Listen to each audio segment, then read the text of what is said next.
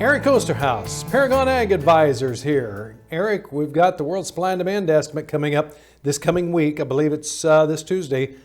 But this one isn't going to be watched as close as the one that in January, I don't think. What do you think? Yeah, I believe this one probably will be passed right on by. It traditionally is anyway, and I don't think this year is going to be any different.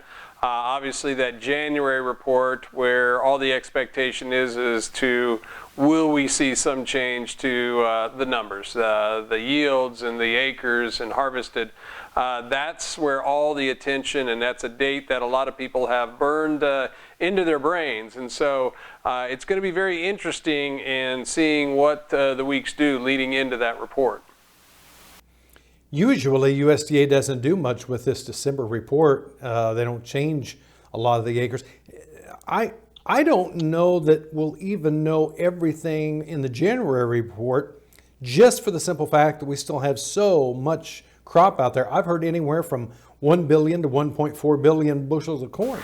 Yeah, and that's a great point because normally by that January report you have the information, but that's fast coming up in the rearview mirror.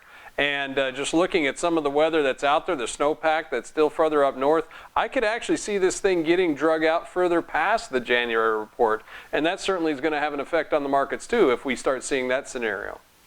But here's what a lot of farmers talk to me about. They say, you know what, USDA is still expecting a crop, and I'm hearing that corn that is out in the field is lodged, it's fallen down, quality is bad, it's wet. We're not going to have trend yield with that crop that's out there right now. Yeah, certainly not. And again, you can get lost in the numbers of all the estimates leading up here, and as to whether those are too high or too low for those areas. There'll be a lot of debate about it. And again, if the weather doesn't clear, it may be into February or March yet before we're really starting to know what the real numbers are. But unfortunately, as you well know, the USDA will put out some estimate, and the market will trade on that number. Yeah, you cannot buck USDA in these instances. Plus, it's going to push fall and spring field work back too, which is going to exacerbate an already big problem. Okay, if we want to find out more about Paragon Ag Advisors, what's the best way? Go visit us on our website, www.myagadvisor.com. All right, thank you very much, Eric. Stay with us. More is coming up right after this.